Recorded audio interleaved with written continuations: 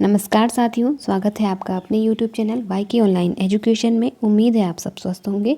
दोस्तों, अभी कुछ दिन पहले हमने देखा था कि जो हमारा यूकेपीएससी है, लोक सेवा आयोग के तहत जो लेक्चरर की जो भर्ती है उसमें स्क्रीनिंग परीक्षा को हटाने की बात हुई थी। तो अब स्क्रीनिंग परीक्षा लगभग तय है कि नहीं होगी और जो पूरा का पूरा पेपर है वो आपके सब्जेक्ट बेस पे होने वाला है। तो इसी कन्फ्यूजन को लेकर के मैंने भी कहीं ना कहीं अपने वीडियोस नहीं डाले स्क्रीनिंग परीक्षा को लेकर के। लेकिन अब क्योंकि हम विषय की तैयारी करेंगे और हिंदी क्योंकि मेरा विषय है तो मैं यहाँ पे हिंदी विषय से तैयारी करवाऊँगी। तो आप लोग यदि हिंदी से तैयारी कर रहे हैं तो आप लोग मेरे चैनल से जुड़ सकते हैं, और आपने अभी तक चैनल सब्सक्राइब नहीं किया है तो आप कर लीजिए, अपने दोस्तों के साथ शेयर कीजिएगा। दोस्तों, मैं पूरी कोशिश करूँगी कि जितना भी मुझे समय मिले मैं उसमें इम्पॉर्टेंट वीडियो आपके लिए लेकर के आऊँ, जो आपकी परीक्षा की दृष्टि से और जो आपके पाठ्यक्रम पर आधारित इम्पॉर्टेंट वीडियोस हैं जो मतलब बहुत कम ही हमें सोशल मीडिया कह सकते हैं या यूट्यूब इत्यादि पे मिलते हैं। तो ऐसे सिलेबस से ऐसे टॉपिक ढूंढ करके मैं आपको बताने का पूरा प्रयास करूँगी। तो चलिए बने रहिए इस वीडियो में। आज हम एक बहुत ही इम्पोर्टेंट टॉपिक को लेकर के चर्चा तो चलिए स्टार्ट करते हैं वीडियो को। देखो, अभी हाल ही में ज्ञानपीठ पुरस्कार जो है प्राप्त हुआ है, और हिंदी विषय के लिए हिंदी भाषा के लिए माफ़ कीजिएगा, हिंदी भाषा के लिए ये पुरस्कार अभी दिया गया है। तो चलिए हम पूरा इसको जान लेते हैं। विनोद कुमार शुक्ल जी को भारतीय साहित्य के सर्वोच्च सम्मान ज्ञानपीठ पुरस्कार से सम्मानित किए जाने की घोषणा हम सभी के लिए गर्व का क्षण है। हिंदी के प्रसिद्ध कवि और उपन्यासकार हैं। तो पहली चीज़ तो आपको ये ध्यान रखनी है कि जो अभी हिंदी साहित्य का सर्वोच्च सम्मान है ज्ञानपीठ पुरस्कार, जो कि भारतीय संविधान में उल्लिखित 22 भाषाओं के लिए दिया जाता है, तो उनमें से इस बार जो है हिंदी भाषा के लिए ये पुरस्कार विनोद कुमार शुक्ल जी को दिया गया है। और ये जो कि हिंदी के प्रसिद्ध कवि भी हैं और उपन्यासकार भी हैं। आगे हम इनकी कुछ महत्वपूर्ण रचनाओं के बारे में भी जानेंगे।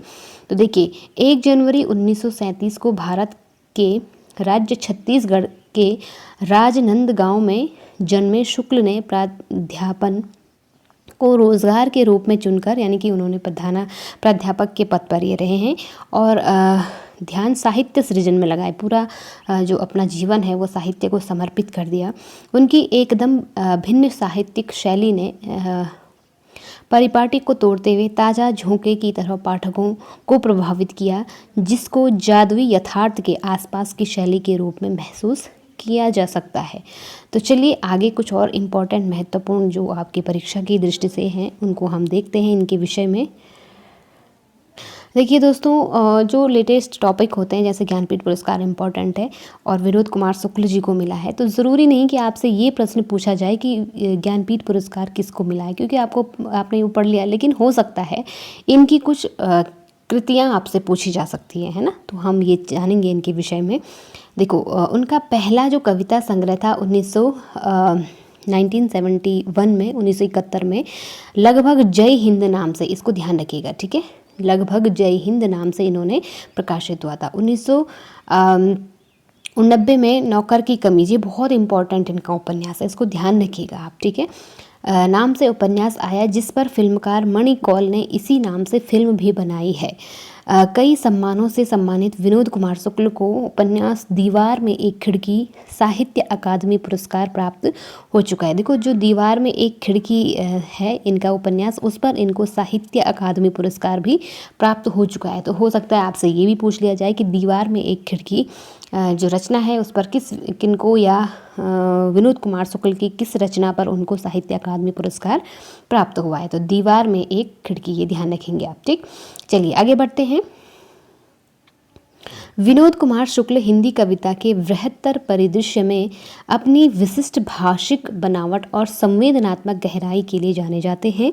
उन्होंने समकालीन हिंदी कविता को अपने मौलिक कृतित्व से संपन्नतर बनाया है।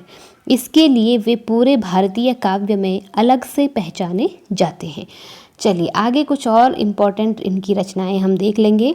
विनोद कुमार शुक्ल की प्रमुख कृतियाँ। अब सबसे पहले हम कविता, इनके जो काव्य है, कविता संग्रह है, इन पर बात कर लेते हैं। लगभग जय हिंद, जो कि 1971 में, जैसे हमने अभी बताया कि ये इनका पहला काव्य संग्रह है, ठीक है। लगभग जय हिंद। वह आदमी चला गया गरम कोट पहनकर विचार की तरह, 1981 में ये प्रकाशित हुआ था कविता संग्रह। सब कुछ होना बचा रहेगा, वर्ष 1992 में। इसके बाद अतिरिक्त नहीं, वर्ष 2000 में ये प्रकाशित हुआ था। कविता से लंबी कविता, ये 2001 में। आकाश धरती को खटखटाता है, वर्ष 2006। 50 कविताएं, वर्ष 2011 में इनके काव्य संग्रह प्रकाशित हुए थे। कभी के बाद अभी, 2012। कवि ने कहा, चुनी हुई कविताएं, वर्ष 2012। प्रतिनिधि कविताएं, 2013। ये काव्य संग्रह इनके प्रकाशित हुए हैं। अब हम बात कर लेते हैं इनके उपन्यासों की। तो इनके जो महत्वपूर्ण उपन्यास हैं वो तो आप कंठस्थ कर लीजिएगा, क्योंकि उपन्यास के रूप में इन्होंने ज़्यादा, उपन्यासकार के रूप में इन्होंने ज़्यादा ख्याति प्राप्त की है। तो जैसे मैंने बताया, नौकर की कमीज़ 1979, 1979 में इन्होंने लिखा है। खिलेगा तो देखेंगे, वर्ष 1996 में इसका प्रकाशन हुआ है। दीवार में एक खिड़की रहती थी, 1997 में इसका प्रकाशन हुआ था। ये भी इम्पोर्टेंट है, और नौकर की कमीज भी विशेष रूप से इम्पोर्टेंट है, ठीक है। चलिए इसके बाद अगला है हरी घास की छप्पर वाली झोपड़ी और बौना पहाड़। ये वर्ष 2011 में इनका प्रकाशित हुआ था। इसके बाद अगला है यासी रासा तव, वर्ष 2017 में इसका प्रकाशन हुआ था। एक चुप्पी जगह, वर्ष 2018 में इनका प्रकाशित, इसका ये प्रकाशन हुआ था, ठीक। अगला इसके बाद कहानी संग्रह है पेड़ पर कमरा, वर्ष 1988। महाविद्यालय, वर्ष 1996। एक कहानी, 2021 में इनका प्रकाशित हुआ था। घोड़ा और अन्य कहानियाँ, ये 2021 में इनका प्रकाशित हुआ था, ठीक। अगला अब देखिए, इनको जो प्रमुख सम्मान प्राप्त हुए हैं, इनको हम इन पर बात कर लेते हैं। देखिए बहुत इम्पोर्टेंट और बहुत प्रसिद्ध ये कवि रहे हैं, लेखक रहे हैं। तो इनको काफ़ी पुरस्कारों से भी जो है सम्मानित किया गया है। तो सबसे पहले देखिए, गजानन माधव मुक्तिबोध फेलोशिप मध्य प्रदेश शासन के द्वारा इनको दिया गया है। रज़ा पुरस्कार मध्य प्रदेश कला परिषद के द्वारा इनको दिया गया है। शिखर सम्मान मध्य प्रदेश प्रशासन के द्वारा दिया गया है। इसके बाद है राष्ट्रीय मैथिली शरण गुप्त सम्मान भी इनको प्राप्त हुआ है मध्य प्रदेश शासन के द्वारा। इसके पश्चात देखिए, ये जो सारे पुरस्कार है ना, ये मध्य प्रदेश सरकार द्वारा दिए जाते हैं, ठीक है। इसके बाद अगला जो है दयावती मोदी कवि शेखर सम्मान जो है वो मोदी फाउंडेशन के द्वारा इनको दिया गया है। साहित्य अकादमी पुरस्कार भारत सरकार के द्वारा इनको दिया गया है। तो ये काफ़ी इम्पोर्टेंट है, इसको आप ध्यान रखेंगे, ठीक है। हिंदी गौरव सम्मान उत्तर प्रदेश हिंदी संस्थान उत्तर प्रदेश के द्वारा इनको दिया गया है, ठीक। चलिए तो ये था दोस्तों हमारा इनके विषय में, विनोद कुमार शुक्ल जी के विषय में, जो कि इन्होंने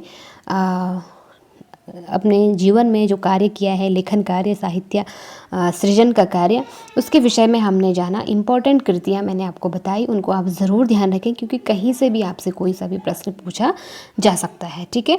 चलिए अब मैं आपसे यहाँ से एक प्रश्न मैं भी आपसे पूछती हूँ। हिंदी में जो है बहुत गिने चुने लोगों को अभी तक ज्ञानपीठ पुरस्कार दिया गया है, ठीक है। तो हम सब जानते हैं कि सबसे पहला ज्ञानपीठ पुरस्कार सुमित्रा नंदन पंत जी को मिला था। उसके बाद अन्य कवियों को भी मिला था, अन्य लेखकों को भी मिला था। तो अब आप मुझे कमेंट सेक्शन में बताएंगे कि वो अन्य लोग कौन कौन थे। बहुत गिने चुने हैं, बहुत ज़्यादा नहीं हैं, और उनको कब कब दिया गया था, ठीक है। तो ये आप मुझे ज़रूर बताइएगा, क्योंकि हमें पता होना चाहिए कि हमारी हिंदी में कितने लोगों को अभी तक ये पुरस्कार दिया गया है, ठीक।